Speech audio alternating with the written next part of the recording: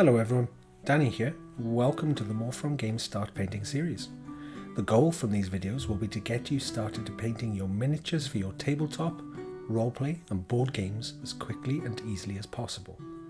These videos will be aimed at people who may not have painted miniatures before, but hopefully we can motivate more experienced painters to start painting again if they find these videos useful.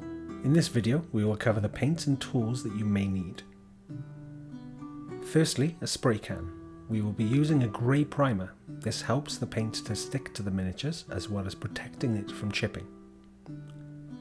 The paint range we have chosen is Vallejo Game Colour, as it provides a wide range of colours that can be used to paint pretty much every miniature.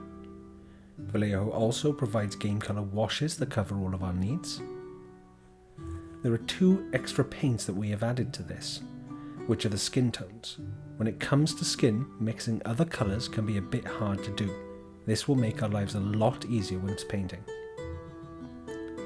There are 4 brushes that you should have. A base brush to cover the larger surfaces and basing the miniature. A standard or detail brush to allow you to do the small details and little strokes.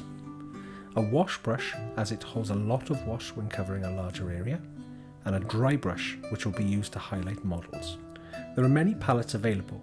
You could go all out and get a wet palette, but they are not required for the painting level that we will be looking at. This will be all that you need for the series if you are painting miniatures that come complete, like this barbarian from HeroQuest. However, many of the more detailed miniatures are received as a sprue and need to be assembled. If this is the case, then some clippers and a knife will be needed to separate the parts. The knife would also help with full miniatures to clean them up of mould lines. You will need some glue. There are 2 types. Super glue, which will stick anything to anything, but can be brittle. And plastic glue, that melts miniatures together to create a better and more permanent bond. Items that would be good to get a little later on are some of the basing materials. A ground texture and some form of grass clumps are my go-to items for this, for a really easy and effective base.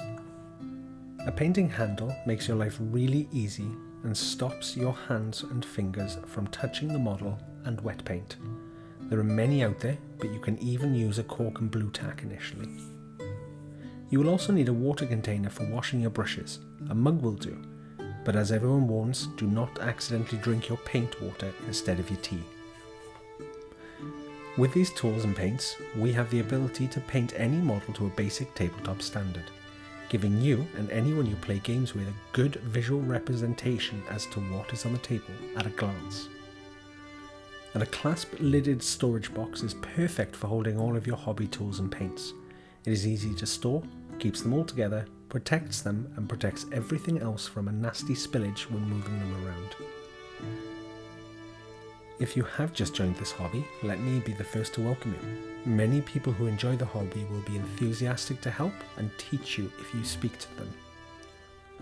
Please like and subscribe so we can guide and help you in your first steps into this beloved hobby, and follow our Start Painting series.